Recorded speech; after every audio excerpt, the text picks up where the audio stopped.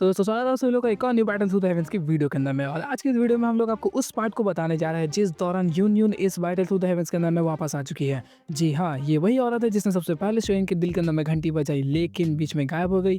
कुछ सर्कमस्टेंसेस की वजह से वो लोग कभी भी एक नहीं हो पाए और ना ही कभी होंगे।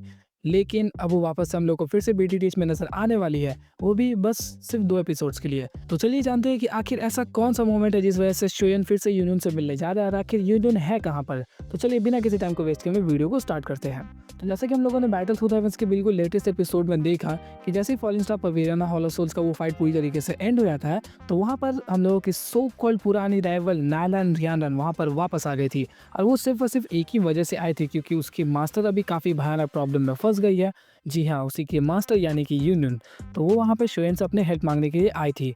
तो जिसके बाद शोयन वहाँ पे उस बात के लिए राजी भी हो गया और उसने प्लान बनाया कि वो इस दौरान एलएफडी और तियानो जुंजी को अपने साथ नहीं ले जाएगा, बल्कि किंगलिन को ले जाएगा, क्योंकि उसकी नज़रों में किंगलिन की भी पावर्स कुछ कम नहीं है। और फिलहाल एलएफडी और तियानो जुंजी वो लोग क्लोज टू कल्टीवेशन के अंदर में है और मास्टर यालो ने भी यही सजेस्ट किया। जिसके बाद ये तीनों एक साथ वहाँ पे इकट्ठा निकल जाते हैं।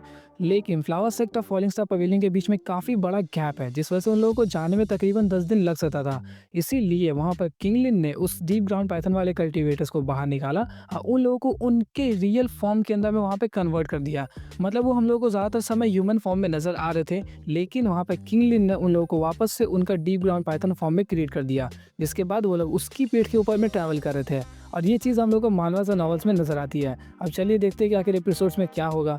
इसके बाद ही उन लोगों ने काफ़ी लंबा सफ़र तय किया और जब वो लोग उसके ऊपर में सफ़र कर रहे थे, शोयन वहाँ पर बोन शेयरिंग फ्लेम के ऊपर से उस स्पिरिचुअल इम्प्रिंट को पूरी तरीके से हटा रहा था, क्योंकि मास्टर यालो ने वहाँ पे हटा तो दिया है, लेकिन कुछ उसके ऊपर में रिमेंस अभी भी बचे हुए थे। तो तकरीबन 8 दिन जब बीत चुके थे, तो शोयन ने पूरी तरीके से उस इम्प्रिंट को भी हटा लिया और वो लोग फ्लावर सेट के अब और भी ज़्यादा नज़दीक पहुँच गए। तकरीबन 2 दिन और सफ़र करने के बाद ही वो लोग उस जगह पर पहुँच चुके थे जहाँ पर एक काफ़ी बड़ा स्पेशल बैरियर था। जी हाँ, फ्लावर सेट काफ़ी ज़्यादा पावरफुल है, ऑलमोस्ट फॉलिंग स्टार पवेलियन के आसपास, लेकिन उनके पास वो पोटेंशियल नहीं है कि वो लोग खुद का एक अलग रिम को क्रिएट कर सके।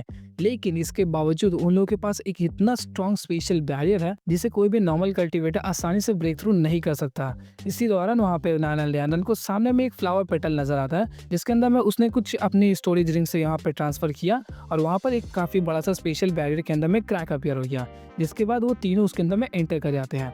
एंटर करते ही शोयन और किंगलिन को ऐसा लग रहा था कि वो लोग पूरे स्वर्ग में आ गए हों, क्योंकि वो इतना सुंदर नज़र आ रहा था जिसे किंगलिन और शोयन वहाँ पे इंड्योर नहीं कर पा रहे थे। उन्हें विश्वास नहीं हो रहा था कि कोई चीज़ इतनी ज़्यादा सुंदर हो सकती है, क्योंकि सब जगह पे कई तरीके के फूल वहाँ पे बिखरे पड़े थे और कई सारे पहाड़ थे जो सिर्फ और सिर्फ फ्लावर से ही भरे हुए थे। और तो और वहाँ पे घुसते ही इतना सुंदर सुगंध आता है ना कि किसी का भी मन शांत हो जाए। और यहाँ पे किंगलिन एक्चुअली में वहाँ पे काफ़ी ज़्यादा उससे ऑब्सेस हो गई थी। इसी दौरान वहाँ पे नाला नियंदन बताती है कि तुम्हें ये जितना सारा फ्लावर्स नज़र आ रहा है, एक्चुअली में बस हम लोगों ने इसे सजावट के लिए नहीं बनाया, बल्कि ये एक तरीके का फॉर्मेशन है। इसके अंदर में अगर कोई भी कल्टीवेटर एक बार घुस गया और उसे रास्ता नहीं पता है, तो वो सारी ज़िंदगी इसी के अंदर में फंसा हुआ रह जाएगा। जिसके बाद शोयन और किंगलिन वहाँ पे थोड़े से चौंक जाते हैं।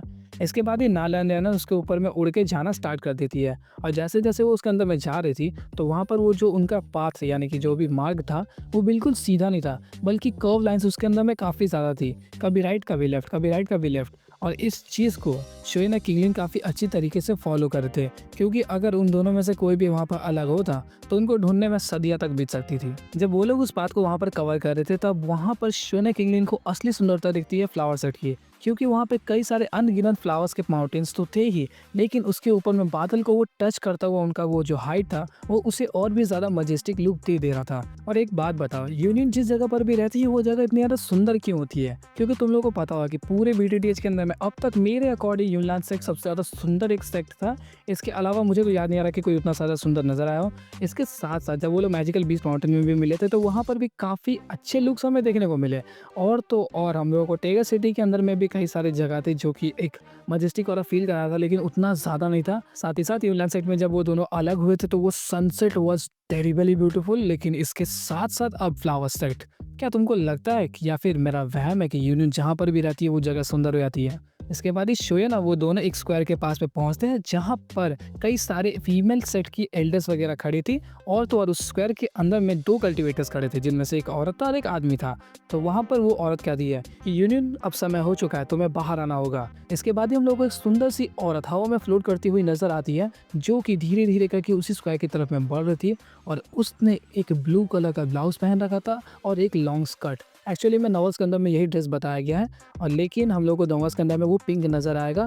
इसके साथ ही साथ उसके वो जो लंबे लंबे बाल थे एक ब्लैक वाटरफॉल की तरह उसके कमर तक आते थे, जो कि बहुत ही ज्यादा सुंदर था। और वो जैसे ही अपने सुंदर से कदम उस स्क्वायर के ऊपर में रखती है तो उस जगह में चार चांद लग जाते हैं, और कोई भी इंसान अगर इसे दूर से देख ले तो उसके मुंह से सिर्फ एक ही शब्द निकले, जो कि था पेयरलेस बीइंग।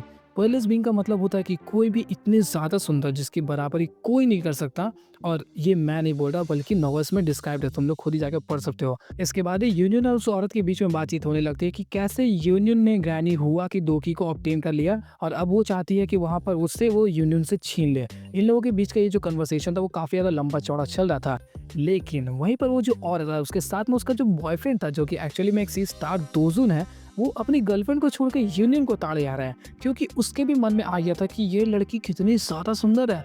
और मैं मानता हूँ भाई यूनियन सुंदर है और बहुत ज्यादा सुंदर है, लेकिन तू खुद की गर्लफ्रेंड को छोड़ के दूसरे वाले पे नजर मारे, ये तो गलत है ना। इसके बाद ही उन लोगों का जैसे ये कन्वर्सेशन वहाँ पे खत्म होता है तो उन लोगों के बीच में हम लोग को एक चैलेंज टाइप का फाइट नजर आता है, जिसका मतलब यूनियन उन दोनों के साथ में इकट्ठा लड़ेगी, और अगर वहाँ पे यूनियन हार जाती है तो उसे अपना जो भी दुखी उसे ग्रैनी हुआ से मिला वो सभी के सभी उस औरत को देना पड़ेगा जो कि उसकी ओपोनेंट है। लेकिन अगर ये बाई चांस जीत जाती है तो इससे बदले में कुछ मिलने वाला वहाँ पर देखा ही नहीं था उन लोगों ने। इस वजह से यूनियन यहाँ पे सिर्फ और सिर्फ खुद के लिए लड़ रही थी, ना ही किसी चीज़ के लिए। इसके बाद ही यहाँ पर वो जो सेक्ट की एक एल्डर थी उन्होंने बताया कि ये एक्चुअली में फाइट जो होता है वो डुअल होता है, मतलब कपल्स वाली फाइट है, तो तुम्हारे साथ में एक कंपेनियन होना चाहिए। तो यहाँ पर उस लेडी के साथ में एक वहाँ पर उसका बॉयफ्रेंड तो था, लेकिन यूनियन के साथ में कोई भी नहीं था। तभी यहाँ पे यूनियन बोलती है कि मैं अकेले ही लड़ने के लिए काफ़ी हूँ। जिसके बाद उन लोगों के बीच में जैसे ही फाइट स्टार्ट होने वाली थी तो सडनली एक आवाज़ आता है, यूनियन मैं कहीं लेट तो नहीं हो गया। इसके बाद ही वहाँ पे एक कल्टीवेटर यूनियन के बगल में आ जाता है और उसने उसके हाथ को सभी लोगों के सामने में पकड़ लिया, और इस मोमेंट को देखकर वहाँ पे यूनियन काफ़ी ज़्यादा शर्मा जाती है, और उसका जो चेहरा था वो बिल्कुल टमाटर की तरह लाल हो गया।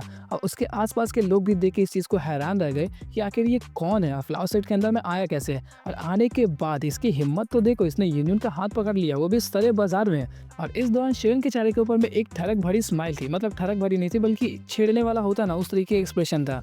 और ये चीज़ बता दूं कि डोंगस के अंदर में हम लोग को इस तरीके का कोई भी इंटीमेट सीन देखने को नहीं मिलेगा जहां पर इस तरीके का हम लोग को फील हो कि यूनियन और शोयन ये दोनों लवर्स थे, क्योंकि इसकी जो स्टोरी है उसको हम लोग को स्लाइटली इन्फीरियर दिखाया जाएगा, मतलब थोड़ी कम क्वालिटी या फिर सस्ता दोस्ती टाइप का, क्योंकि यहाँ पर मेडुसा और शूना की जो स्टोरी है उसको वो लोग फर्स्ट प्रायोरिटी देने वाले हैं। डोंगा सीरीज के अंदर में यूनियन को उन लोगों ने एज अ साइड कैरेक्टर दिखा दिया है, लेकिन नॉवेल्स के अंदर में she was as a female lead, जो कि शोन की एक पास्ट थी और वो काफ़ी अच्छे लवर्स भी थे। लेकिन वो लोग डोंगा सीरीज के अंदर में इस चीज़ को नहीं दिखाएंगे, क्योंकि उनकी first priority of course Medusa और शूना रहेगी, क्योंकि अभी फिलहाल के दौरान यूनियन एक साइड कैरेक्टर है, अब वो मेन फीमेल लीड नहीं रही डोंगा सीरीज के अंदर में। जिस वजह से तुम लोग कोई भी होप मत रखना कि इन लोगों के बीच में कोई भी इंटीमेट सीन होगा या फिर हल्का सा भी वो लोग इमोशनल होने वाले हैं। तुम लोगों ने क्या नोटिस किया कि लास्ट एपिसोड के अंदर में जब नाला न्यानन बताती है कि अभी यूनियन वहाँ पे काफ़ी बड़ी प्रॉब्लम में है, तो वहाँ पे सोयन सीरियस टोन में था, मतलब हल्का सा भी वो इमोशनल नहीं हुआ। और पहले के सीन्स में हम लोगों ने देखा होगा कि सोयन इमोशनल हो रहा था, क्योंकि जब नाला न्यानन वहाँ पे उस पूल से पहले मिलने वाली थी ना जहाँ पे फन किंगर वगैरह पेयर हुए हैं, तो वो जब यूनियन का नाम सुनता है तो वहाँ पे वो थोड़ा सा इमोशनल हुआ था। लेकिन यहाँ पे स्वयं काफ़ी ज़्यादा कोल्ड चिल था, मतलब she was like a past, और अभी उसके मन में थोड़े से भी इमोशंस नहीं है, जो कि एज अ दोंगा सीरीज के अकॉर्डिंग वो सही दिखा रहे हैं, क्योंकि शोइंग का जो रिलेशन है वो मेन फीमेल लीड्स के साथ में ज़्यादा बेटर होना चाहिए, ना कि साइड कैरेक्टर्स के साथ में। और अभी दोंगा सीरीज के अंदर में यूनियन एक साइड कैरेक्टर बन चुकी है, लेकिन सबको पता है कि यूनियन की जो स्टोरी थी वो काफ़ी ज़्यादा बेटर थी मेडुसा और शूना के मुकाबले, क्योंकि वो मोमेंट ही नहीं मिला मेडुसा और शूना के जहाँ पे वो लोग दिखा सके कि हाँ ये लोग पहुँच चुके हैं उस तरीके का प्यार में। तो इसके बाद ही जैसे सब लोग शोन को देखते तो उन लोगों की नज़रें बिल्कुल उसी पर टिकी हुई थी कि किसकी हिम्मत हो गई कि उसने आके यूनियन का हाथ ऐसे पकड़ लिया, और सब लोग चौंके हुए थे। तभी वहाँ पर फ्लावर सेट की एक एल्डर पूछती है तो तभी वहाँ पे फ्लावर सेट की एक एल्डर पूछती है कि आखिर तुम कौन हो जो कि फ्लावर सेट के अंदर में ऐसे ही घुस गए। जिसके बाद वहाँ पे शोइन कुछ खास रिप्लाई नहीं करता, बस वो बता देता है कि मैं एक्चुअली में यूनियन का कंपेनियन हूँ। जिसे सुनने के बाद ऑफ कोर्स यूनियन वहाँ पे शर्मा जाती है और उसका चेहरा फिर से लाल हो गया। और वहाँ पर वो जो सामने में दो कॉम्पिटिटर्स थे वो लोग बिल्कुल भड़क गए कि ऐसे ही कैसे कोई भी आके एक कंपेनियन बन सकता है। लेकिन इन लोगों के बीच में जब थोड़ा और ज़्यादा कन्वर्सेशन होता है, शोइन वहाँ पे उन लोगों को काफ़ी ज़्यादा छेड़ देता है। उसके बाद शोइन बताता है कि मैं एक्चुअली में आया हूँ फॉलिंग स्टार पवेलियन से। जिसे सुनने के बाद सबकी फटके हाथ में आ गई, क्योंकि ये जो बैंशंग बनने वाली बात है मास्टर याओचन की, ये पूरे दोकी कॉन्टिनेंट के ऊपर में एक आग की तरह फैल चुकी है कि फॉलिंग स्टार पवेलियन ने एक बैंशन को क्रिएट कर दिया। जिसके बाद उसकी जो पावर्स और रेप्यूटेशन है अब और भी ज़्यादा बढ़ चुकी है बाकी सभी सेट के मुकाबले, वरना फ्लावर सेट भी ऑलमोस्ट उसके जितना ही पावरफुल था भी। तो यहाँ पर एक काफ़ी इंटरेस्टिंग मोमेंट हुआ कि शोइन जैसे ही आके यूनियन का हाथ सबके सामने पकड़ लेता है, तो उनका जो ओपोनेंट था उसके सामने में वो जो बॉयफ्रेंड खड़ा था ना, उसको जलने लगती है। जी हाँ, मैं मानता हूँ कि तू भाई उसका ओपोनेंट है, साथ ही साथ तेरी गर्लफ्रेंड भी है, लेकिन शोयन उसने उसका हाथ पकड़ लिया, तेरी क्यों जल रही है? और वो वहाँ पे काफ़ी ज़्यादा गुस्सा भी हो गया, लेकिन वो एक्सप्रेस नहीं कर पाया था। ऑफ कोर्स उसकी गर्लफ्रेंड वहाँ पे खड़ी है, और भले ही कितना भी पावरफुल हो, गर्लफ्रेंड के सामने टिक तो नहीं ना सकता। इसके साथ साथ जब सभी लोगों ने सुना कि ये फॉलिंग स्टार पवेलियन का जूनियर चीफ शोयन है, तो तुमको पता है ना कि फ्लावर सेट के अंदर में मैक्सिमम जो भी कल्टीवेटर्स वगैरह है ऑलमोस्ट सभी की सभी लड़कियां हैं। तो वो लड़कियां इसके ऊपर में लट्टू हो गई, क्योंकि शोयन का नाम भी सेंट्रल प्रिंस के अंदर में काफ़ी ज़्यादा फेमस हो चुका था। उससे ऑलमोस्ट सभी लोग जानते भी थे एज अ याओचन का डिसाइपल, जो कि करेंटली बैंशंग बन चुके हैं। और शोयन ने खुद भी कई सारी बड़ी बड़ी अचीवमेंट्स की थी, जैसे कि ओल्ड गुज राइजिंग के साथ में अकेला फाइट करना, फिलहाल उसे मार देना। इतनी लंबी चौड़ी वार्तालाप के बाद में वो लोग एक फाइनल डिसीजन पर पहुंचते हैं कि शोयन यूनियन के साथ में मिलकर उन लोगों के खिलाफ लड़ेगा। लेकिन शोयन वहाँ पे काफ़ी कोल और बैड मूव एक करता है। वो बोलता है कि यूनियन तुम वेट करो, मैं इन दोनों के साथ में अकेला ही लड़ूंगा। जिसे सुनकर वहाँ पर यूनियन और बाकी सभी लोग बिल्कुल चौंक गए, क्योंकि ओपोनेंट के अंदर में एक 6 स्टार है, एक 4 स्टार है, और शोयन सिर्फ और सिर्फ 2 स्टार है। मतलब ऑफ कोर्स वहाँ पे काफ़ी बड़ा गैप है, जिस वजह से वो लोग चौंक गए। लेकिन किसको क्या पता कि इसकी पावर्स अब ऑलमोस्ट 6 स्टार वालों के बराबर लड़ने की हो चुकी है। और शोयन ने यहाँ पर ऐसा इसलिए कहा क्योंकि यूनियन की जो पावर्स है वो अभी भी काफ़ी ज़्यादा कम है, और ग्रैनी हुआ ने उसे जो भी दोकी दिया है उसने अभी तक उसे रिफाइन नहीं किया। जिस वजह से इन दोनों के साथ में करेंटली यूनियन के पास में जो पावर्स है उसकी मदद से वो लड़ ले लगभग इम्पॉसिबल है। जिस वजह से शोयन ने उसे कहा कि तुम आराम करो और मैं इन दोनों का जीना हराम करता हूँ। तो इसी के साथ हम लोग आज की इस वीडियो को यहीं पे एंड करते हैं। तो नेक्स्ट वीडियो के अंदर में शायद से हम लोग इन दोनों के फाइट को भी एक्सप्लेन करेंगे, अगर हमारे पास टाइम हुआ तो मिलते हैं आपसे एक और इंटरेस्टिंग वीडियो के साथ। तब तक के लिए गुड बाय।